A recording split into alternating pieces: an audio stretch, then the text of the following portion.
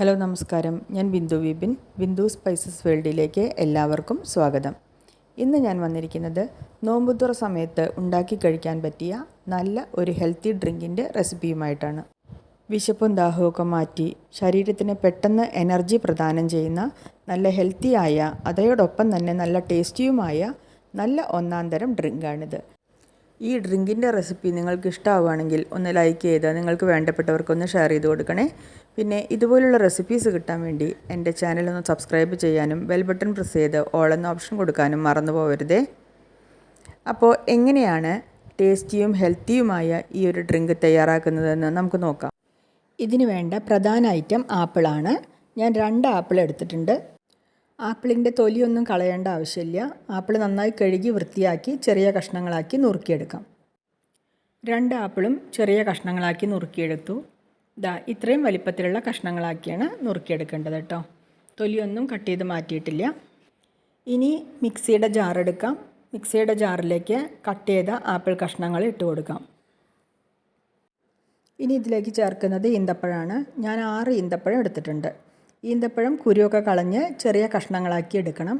ഇതിങ്ങനെ കൈകൊണ്ട് പിച്ചിയെടുത്താൽ മതി കേട്ടോ. ഇതുപോലെ നീളത്തിലുള്ള കഷ്ണങ്ങളായിട്ട് പിച്ചിയെടുത്താൽ മതി.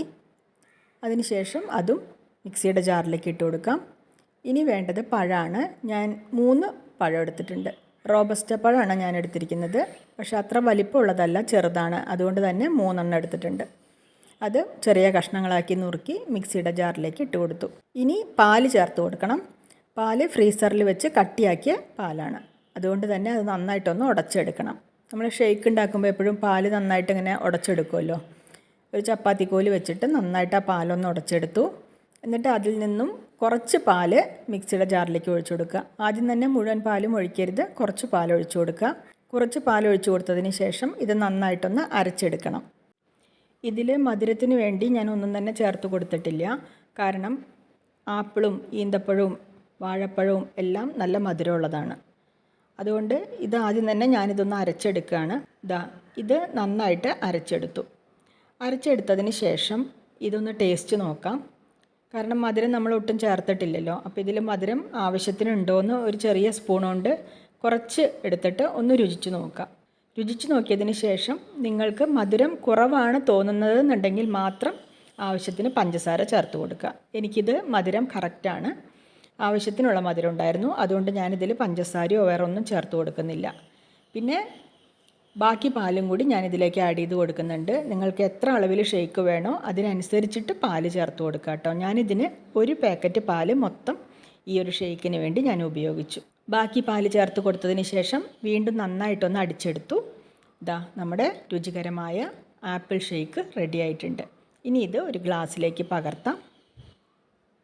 അപ്പോൾ ഇതുപോലെ ആപ്പിളും വാഴപ്പഴവും ഒക്കെ വെച്ചിട്ട് നിങ്ങൾ ഷേക്ക് ഉണ്ടാക്കിയിട്ടില്ലെങ്കിൽ ഒന്ന് ഉണ്ടാക്കി നോക്കൂ കേട്ടോ. നല്ല ഹെൽത്തിയാണ്, നല്ല ടേസ്റ്റിയാണ്.